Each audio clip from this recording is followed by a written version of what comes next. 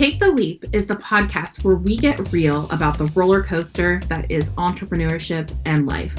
Sure, some folks make running a business look like a walk in the park, but let's be honest, it's more like a wild ride through a theme park with a lot of unexpected twists and turns. Join us, your co-hosts, Ashlan and Tory, as we spill the beans on our own real-life experiences and shine a spotlight on some amazing guests.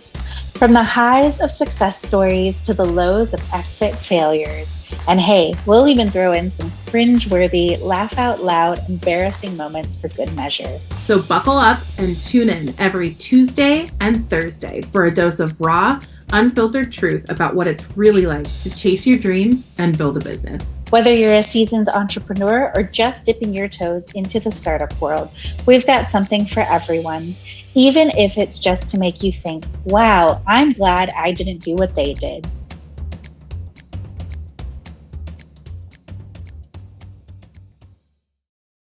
Welcome back, everyone, to Season 2 of the Take the Leap podcast. We're super excited for our guest today, Naomi Hattaway. She is the founder of Eighth and Home and her signature work, Leaving Well. She's an expert guide to organizations who are ready to do better when it comes to navigating workplace transitions. Her deep understanding of organizational health spans multiple industries and combines strategic visioning, organizational development, and community care. She delivers a deep commitment to equitable practices, appreciates tough conversations, strong project management and facilitation skills, and compassion and generosity to every facet of her work. After living in multiple U.S. locations, her family moved to India for 3 years, then 1 year in Singapore. After moving back to the U.S., they have traipsed their way through Florida twice, Virginia, Ohio, and Nebraska, and is in the process of building her forever home in the woods outside of Atlanta, Georgia. You may also recognize Naomi from the podcast episode that she and I did together that we plugged into last season. We'll make sure to share that in the show notes. Naomi's love languages are accountability, tattoos, and really good playlists. Thank you so much, Naomi, for being with us to kick off season 2. Excited to be here. Thank you. We're so happy to have you on, and we're really excited to dive in. So what we like to do is we like to start off all of our conversations with what is your Take the Leap story? What got you into this? What made you want to take the leap into your own business? Yeah, that's a good question. So like so many people, it's a little bit nuanced and a little bit all over the place. Part of my Take the Leap story was in 2014. We had moved back from being overseas. We had lived, like you said in my bio, 3 years in India and 1 year in Singapore.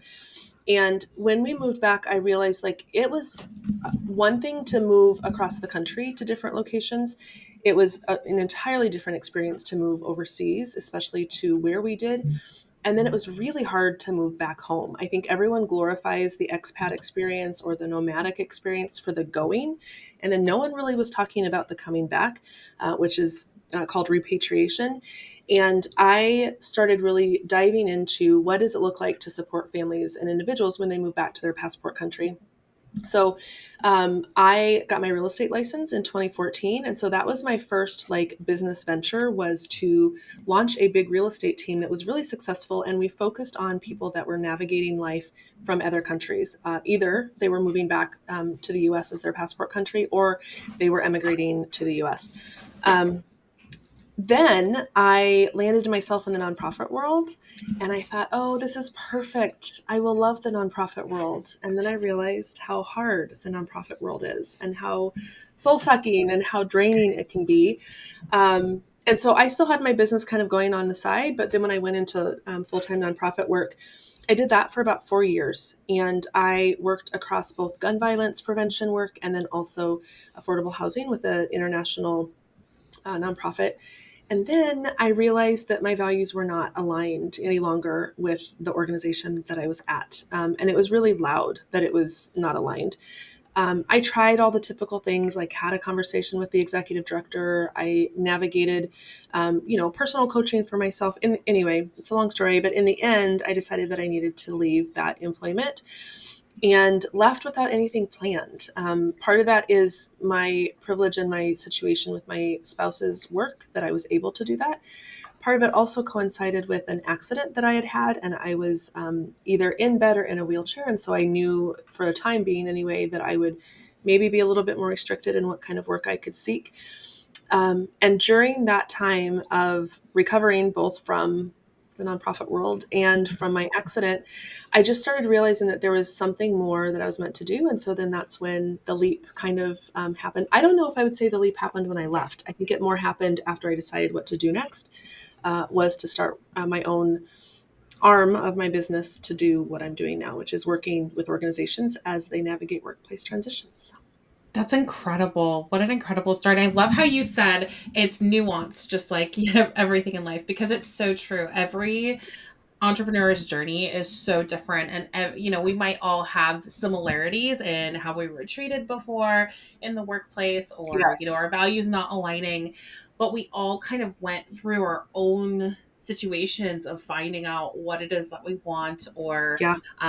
what it is we want to put up with and what we don't want to put up with. And then we decide down the road to do. Yeah. And I feel like all of those situations, at least, in most cases, kind of just lead us naturally to where we're supposed to go. So I think that's incredible. Thank you for sharing that. Yeah. And I think, Tori, the other thing that comes up for me when you're talking about nuance and everyone having their own version, I think it also, for me, has so much to do with my own version of what I saw as leadership growing up. It has a lot to do with my money story and my poverty story and all of those things. And I think that wholly impacts our entrepreneurial journey as well, where there's fears, where there's blocks, where there's barriers. So that's something to keep in mind too.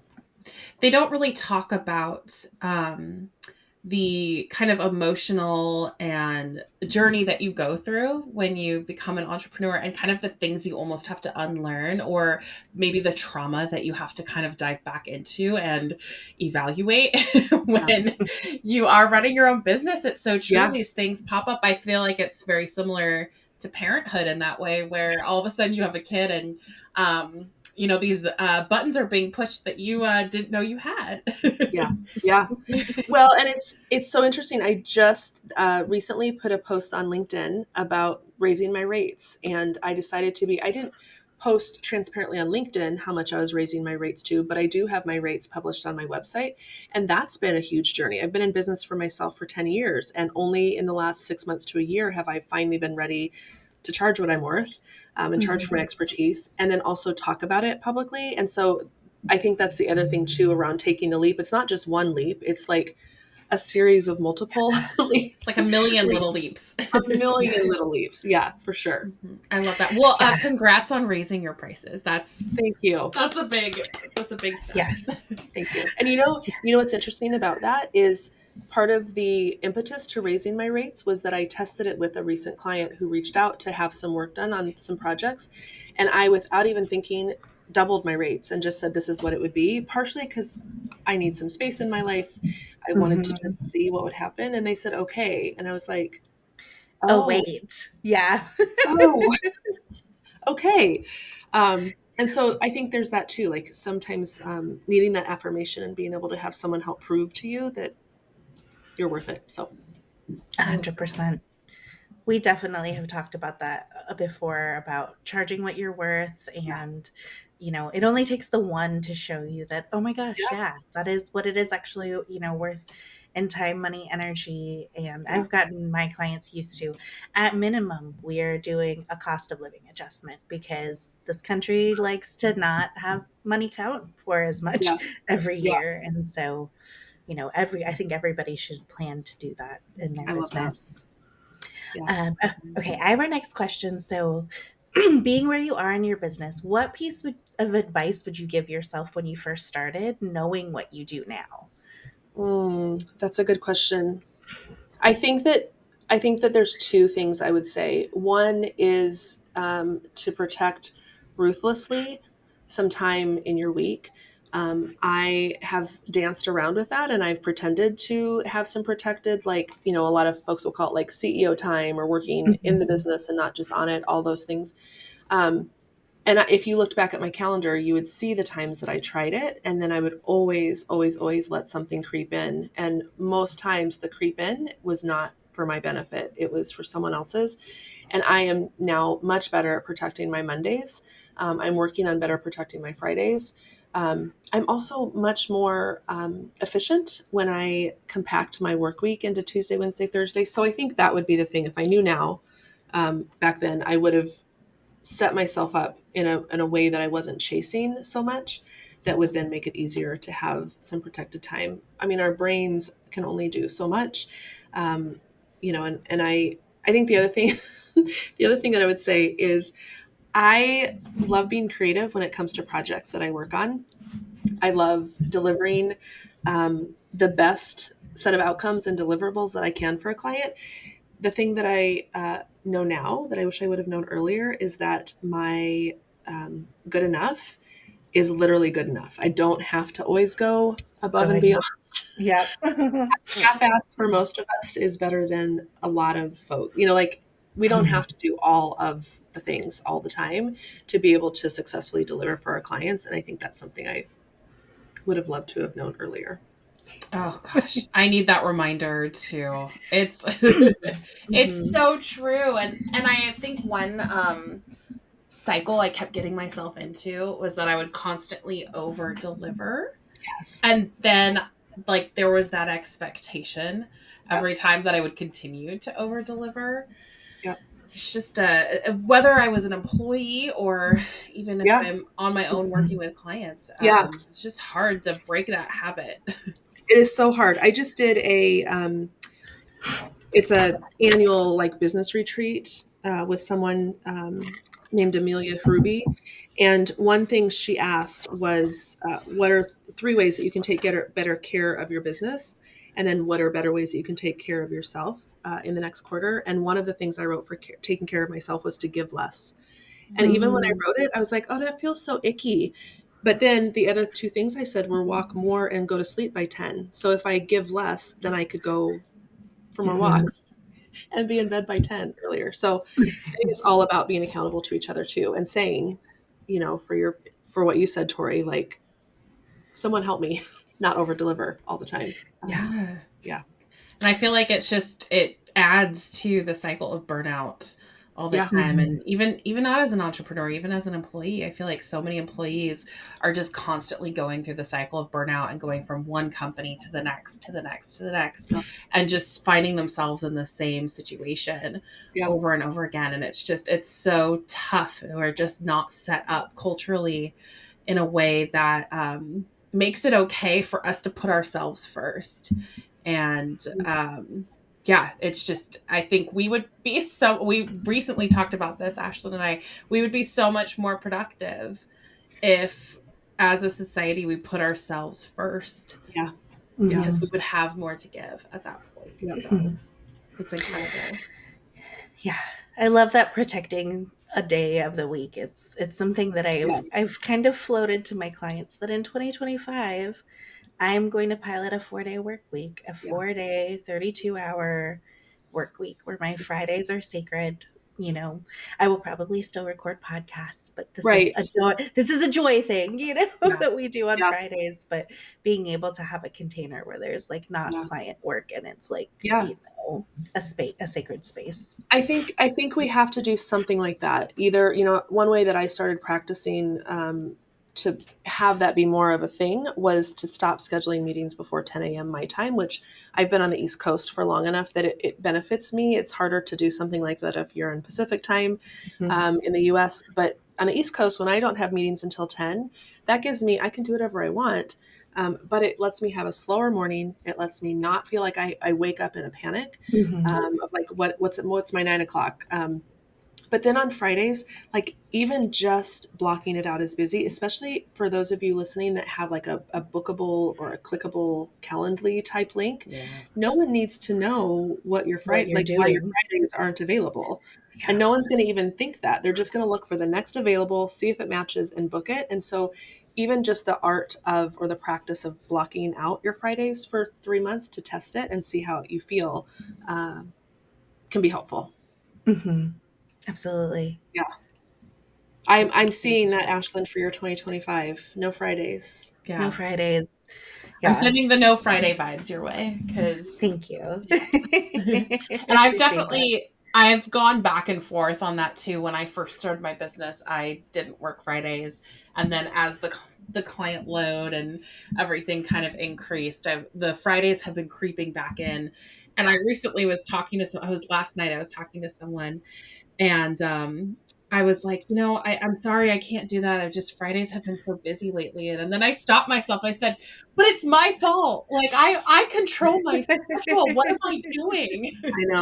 I know. Well, and I noticed, so I use Motion as my, not Notion with an N, but Motion with an M for my scheduling. And the reason I like it is because it works as a normal scheduling link, but you can also drag and drop. So that way, if I've blocked out my Fridays, I can drag and drop to say for certain people, here's my Friday availability.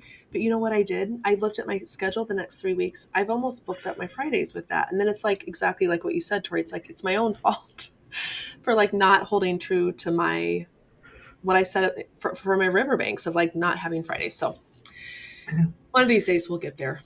Yes, absolutely. Well, I do have another question that I want to move to, and it's kind of related. And I want to know what your why is. Why are you doing what you do? After, sharing your story with us and everything, what is your why? What keeps you going? Well, so the work that I'm really focusing right now, I guess I have two buckets. One bucket is that I still really love affordable housing and homelessness prevention work. And so I will come in as a project manager type role or as a facilitator for projects that have to do with those topics. So that why is because I believe so strongly in what stability can do for a family or an individual or a household. And housing is a huge part of that. Separate from that, the work that I do is to work with organizations who want to do better when it comes to workplace transitions. And especially in the social impact and nonprofit space, like you said, we're burning each other out. We're burning each other out at work. We don't have enough capacity in those nonprofit social impact spaces to do the work on a sustainable, in a sustainable way. And so what I feel that my why is, while I used to work with individuals, I thought that was the solution to help them one at a time navigate their way out of executive leadership. But really, the organizations are who holds the accountability and the responsibility and the duty. And so I'll go in with them proactively to bring through policies like sabbatical policies, succession policies. And then when we get those in place, I help the organization understand how to talk to their board about it. Then we go one layer underneath and we talk to the team about how do we actually cover for a sabbatical? How do we cover when succession policies need to be implemented? And I think the why of all of that really comes down to rest and wellness. The more we can be proactive about these things, the more a wellness culture can actually thrive inside of a nonprofit. We only get one life, and I'm going to be 50 in a couple of years, and I'm over halfway through my life if I'm lucky. And I just think we need to be better about the way we treat each other in the spaces that we spend most of our time, which is at work. So that was a long answer, but No, that's a great answer, though. That's really wonderful, actually. That you talk about being over halfway through life.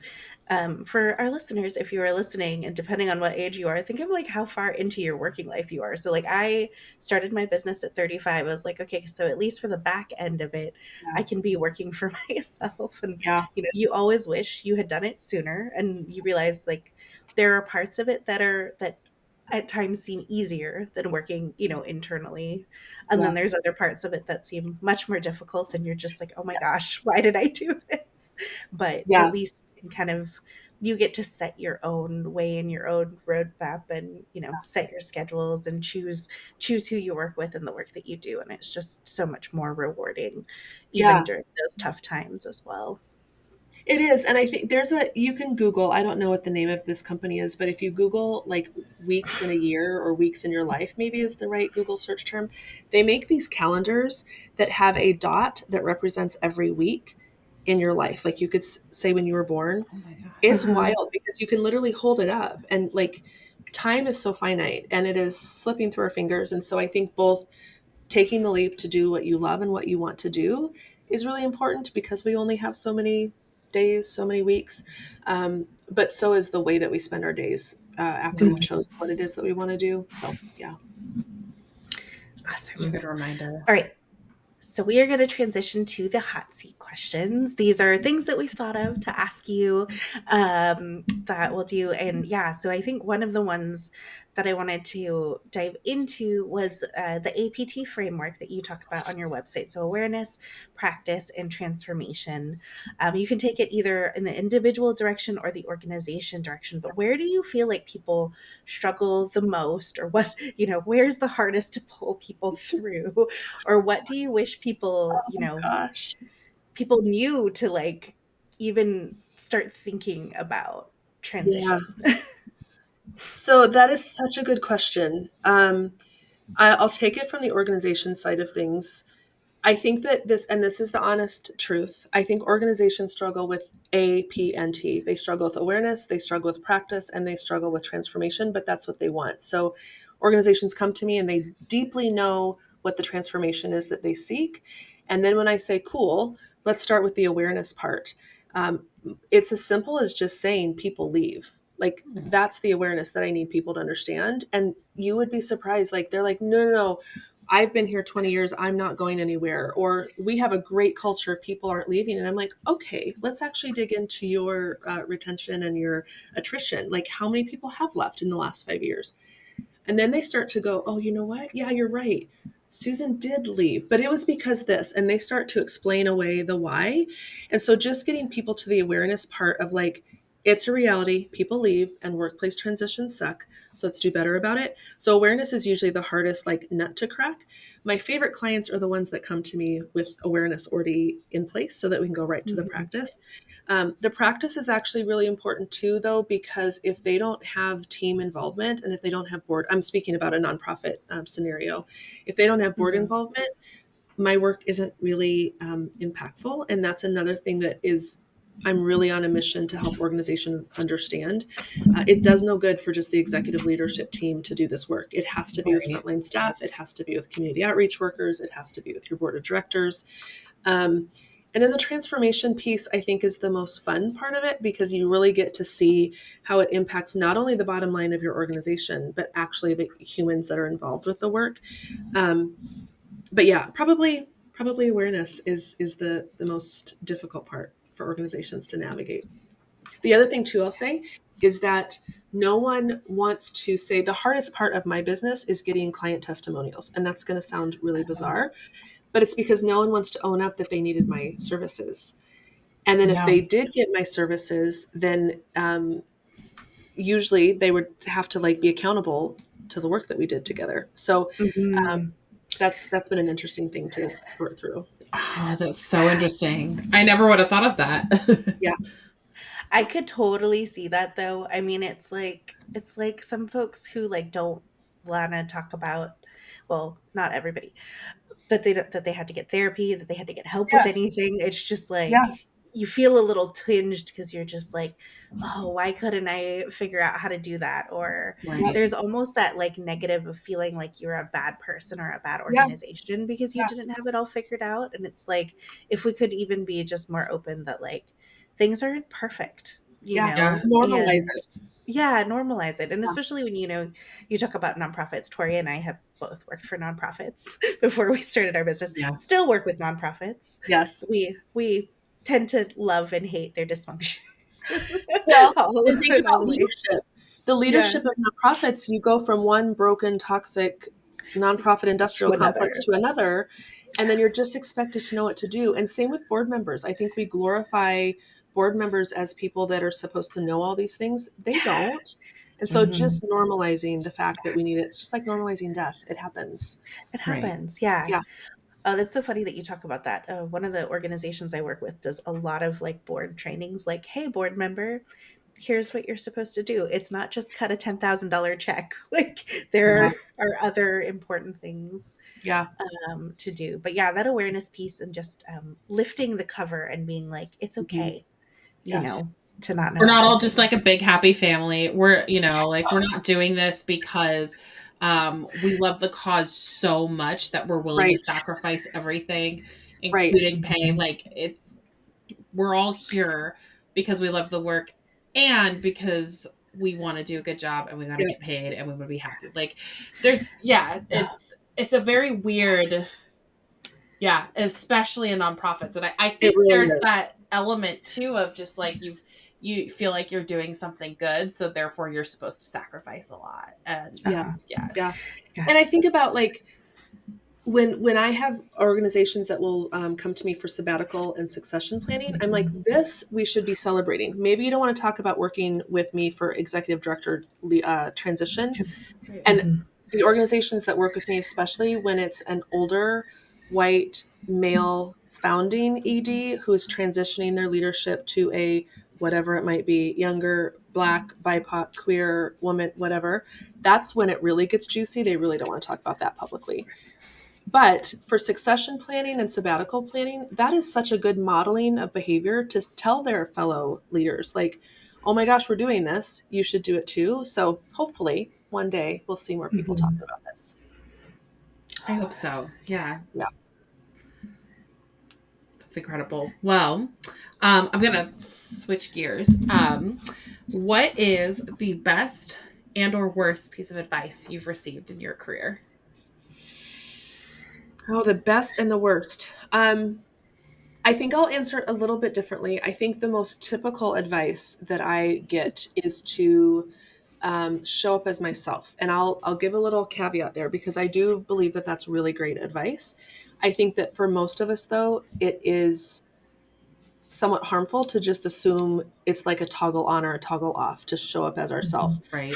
Only now at the age of 48 am I super happy to show up with no sleeves on my shirt, full tattoos visible, short hair, colored, dyed hair. Like, I think that we're getting better about that, but to just glibly say to someone, show up as yourself, be your true self. I think that's really, really challenging for a lot of us, depending on what your identities are, depending on what your experience has been. So I guess I would say it's the most typical thing I hear, but it's the one I give the least to others because I know how complicated that can be to ask someone, especially a woman or someone who identifies as non-binary, to just be like, sure, I'll show up as myself, because you never know what trauma exists on the other side of showing up like that. So I'll switch your question a little bit. I like that. I love that answer. That was great. That's something that I hear from folks all the time, actually. Like, it's a comfortable place. And it's like, it's not. Microaggressions exist. Lots of things exist. My mom freaks out all the time. She's just like, you go and meet people with your hair like that. And I was like, if they can't look past that, we are not meant for each other. Right. Like, I was like, it's a good gut check on that. Like, absolutely is. It's a deterrent more than it is. Well, and in my early nonprofit days, and I talk about this in a blog post that I wrote after I ran for city council in Omaha, Nebraska, I was shocked by the amount of women who would say to me, you really should have not worn that outfit for that interview. Or I would go to a funding meeting and I would get told basically, like, you need to bring a jacket next time. We don't do like sleeveless shirts. And I'm like, this is crazy, from women. And I think that's the biggest thing that I keep in my head is like, as a woman, I hold a responsibility to my fellow sisters to uphold and my fellow non-binary siblings to uphold this, maybe not uphold, but to like not put that on people, each other. Yeah. It's crazy. Oh, I have a story about that. I had it was in the pandemic. It was really hot. I didn't have air conditioning in my house. So like, I'm like full on like just sweating, working at my desk and like in, they were wider spaghetti straps, but still spaghetti straps. My bra wasn't showing or anything. And like the CEO of the nonprofit was like, are you going to put are you going to cover up your shoulders? And I was like, are you fucking kidding me? It is 90 degrees in my home office right now. Like, I was just like, but being the scared younger person I was like, cool, I guess I'm going to swelter here and find something to wear. And I was just like, oh my gosh. There's so many. Count that on the list of things, of reasons why I left. Yes. Yeah. It helped push you towards taking the lead. Absolutely. Okay, switching gears right back. You wrote a book, which I think I grabbed it. I can't wait to read it. But what was that like, and what inspired you to do My that? God. And as like an aspirational author of Yeah. someday myself. Yes. So I have it right here, and I think this is important to say. Like, the book is this big, so I want to say that right off the bat. Um, that was one of the best pieces of advice I got from the person that I worked with on this. She was like, start small, get it out there. Don't wait just because you think it needs to be a certain size or a certain length. And the reason the book happened is a woman named Regina Angiano, who is incredible. She says your thought leadership should not be buried in your Google Drive.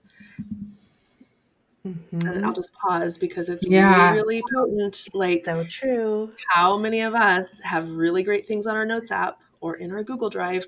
So she challenged me over 3 months. She said, I bet we can get something done. And we did. I sat down, started writing, and it's written in a playbook style. So it's really my thought leadership and my expertise. But then at the end of every chapter is like an action step that you can take. And that also felt really approachable for me as the author to be able to write, because it puts the onus almost back into the reader's hands of like, now you need to do something with this. So yeah, like 3 months, and I don't know how many words that is, but that thick. And then I did the Amazon self-publishing route, which was a pain in the ass. I will not lie. It was not smooth, but we got it done. So Awesome. Well, yeah. congratulations. Congrats. That's really exciting. It's really And exciting. the next phase is going to be, so this is leaving well for the organization, and my next iteration will be a second edition that brings in leaving well for the leader, leaving well for the team member, and then leaving well for the board of directors. And then I'll just publish, hopefully my goal is to publish one that has all of it in there. All of So it. yeah. Amazing. Yeah. Well, I'll make sure that we include a link for that in the Thank show you. notes as well. Yeah. Thanks. That's exciting. Okay, another hot. Let me say, Tori, can I say one more thing about that? Of course, yes. I think what was also the driving force for this, from Regina's mouth to my ears, was she said, do not let someone else write this book. Don't delay and have someone else write it and you wish that you had. And that was another, what, like, my why for this book was so that my name was stamped on my work. So I hope maybe that's encouragement for either you both or whoever's listening, to control and protect your expertise and your thought leadership. That's so powerful. I love that. Going on to the next hot seat question, which is completely different than all of this. In your bio, you said that one of your love languages was tattoos. And so I want to ask you, what is your favorite tattoo currently, and what's the story behind it? I love this question so much. So I can't see myself because I hid myself, but it's my octopus. And the reason I love the octopus, one, is because it's the thing that people say that comment on the most. No one ever says anything about my other tattoos except my octopus. The reason I got it, I've always loved, the number 8 has always been my number.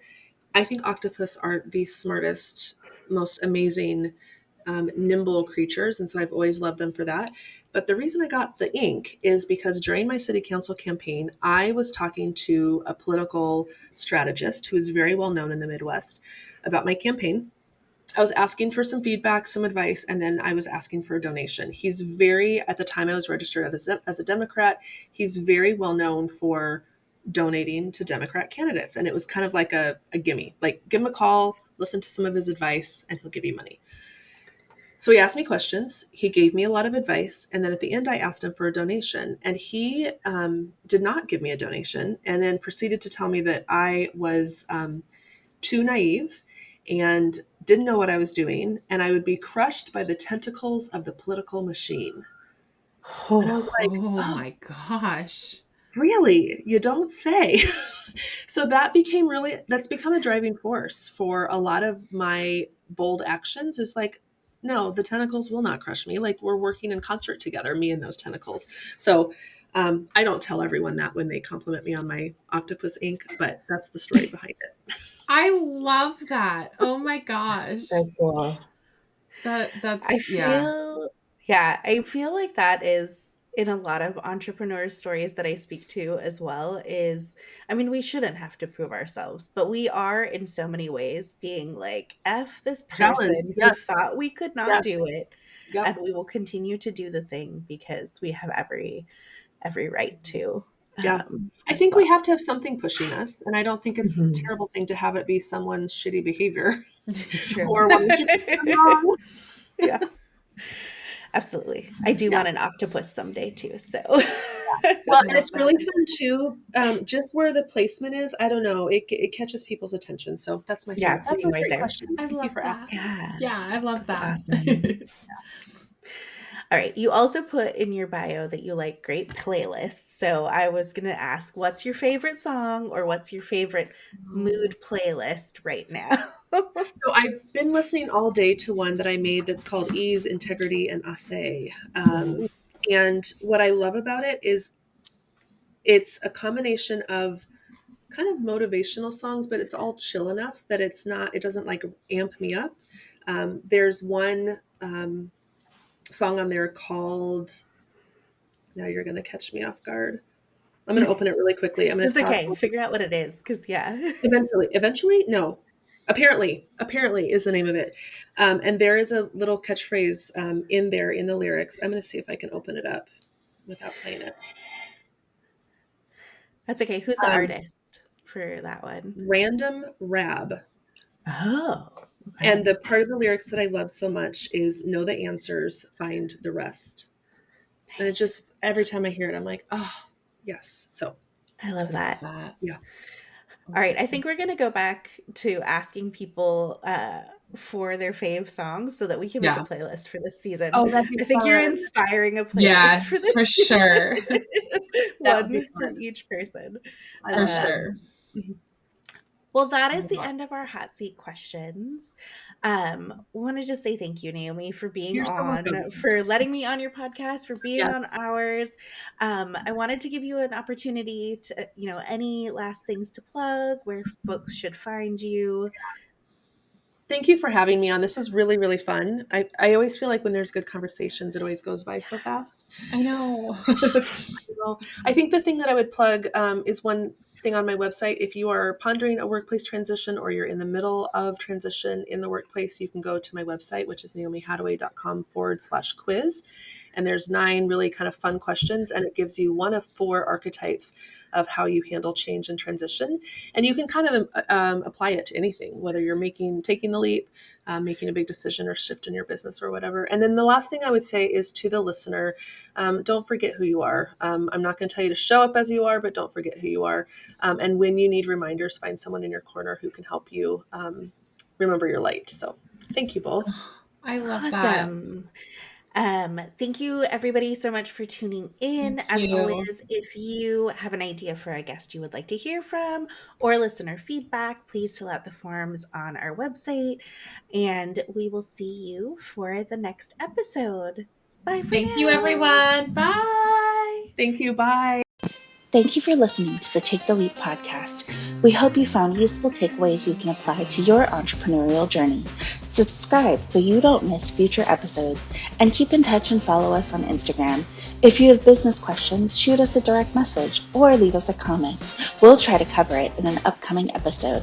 And visit our website, taketheleap-today.com for more resources like our online course that accompanies this podcast.